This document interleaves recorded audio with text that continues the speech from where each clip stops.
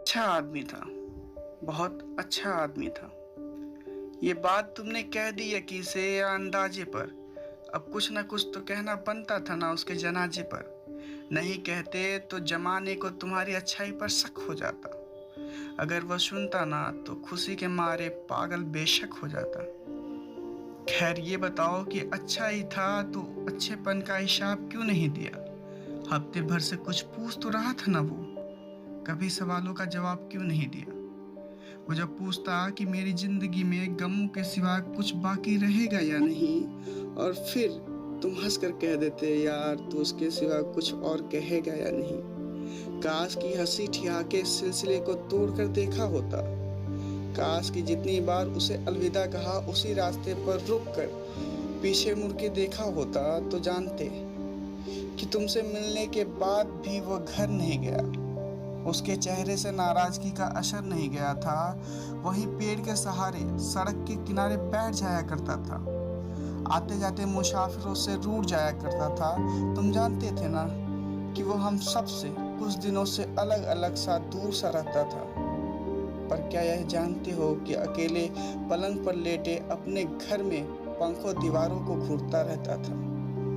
कहा तो था उसने कि मिल लो, मुलाकातें करनी है, जो किसी से नहीं कही वही तुमसे बातें करनी है। और तुम ऐसे में जिंदगी कैसे जीनी चाहिए ऐसी फर्जी बातें भेजकर, दो चार चुटकुलों के साथ हंसी वाला इमोजी भेजकर तुम्हें लगता है कि वह संभल जाएगा। संभला नहीं तो क्या हुआ, अच्छा आदमी है, समझ जाएगा।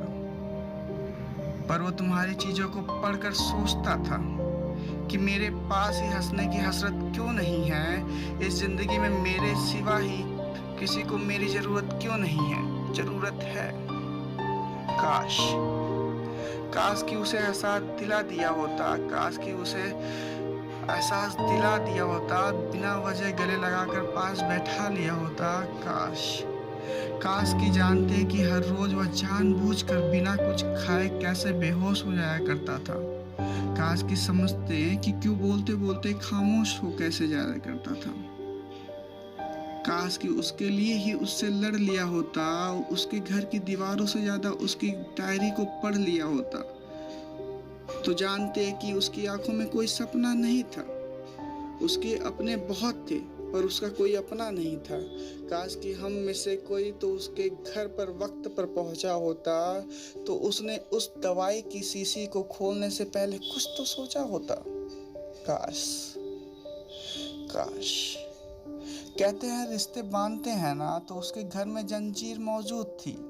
जिस मेज से दवाई की शीशी उठाई थी वही माँ पापा की तस्वीर मौजूद थी। पर उस वक्त उसका कोई अपना उसके पास नहीं था। दिल का हर दोस्त था तो सही, पर उसके दिल के खास नहीं था। इस बार उसने जिंदगी का रास्ता मौत के जानिब समझा। इस बार उसने चला जाना ही मुनासिब समझा। जाते जाते जिंदगी से सीखता गया वो, अपने आखिरी खत में लिखता गया वो कि मेरी मनमर्जी है, मेरे दोस्तों को इसमें शामिल मत करना। वहां जाकर परेशान हो जाऊं इतना काबिल मत करना। और तुम्हें जिंदगी जब बेशब्र मिले, तुम्हें उसके जाने की खबर मिले, तब एहसास हुआ कि वो सच कहता था। कितना सच्चा था। और आज सफेद लिबास पहन के दुनिया को ये बताने आए हो कि वो कितना अच्छा था। अपने आप को दोस्ती का खुदा रहनुमा सबसे जुदा कहने आए हो। जब वो था तब तो मिले नहीं, आज आखिरी अलविदा कहने आए हो। खैर, जब वक्त के पत्तों से लम्हों के धूल हटाओगे, जब उसके कब्र पर फूल चढ़ाने जाओगे, तो थोड़ी सी बेअदब सी, अजब सी लेकिन नाराज आएगी। उसकी आखिरी मिट्टी से आवाज आएगी। आवाज कहेगी कि ऐसे मंजर के गवाह हम सभी हैं। मुझ जैसे कई अच्छे लोग आज भी तुम्हारी महफिल में मौजूद हैं। तो अगली बार कोई दिख जाए तो उसे बातें करना, मुलाकातें करना, उसका दिल रख लेना, उसके घर जाके उसे तोहफे देना, और उस दवाई की शीशी को खिड़की से बाहर फेंक देना।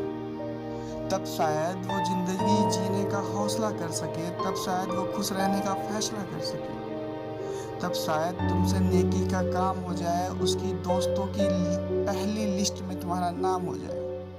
ये बातें हम सब जानते हैं, सबको पता है, बस कहना लाजमी था ताकि तुम्हें किसी के घर जाकर सफ़ेद लिबास पहन के ये ना कहना पड़े कि अच्छा आदमी था, बहुत अच्छा आदमी था।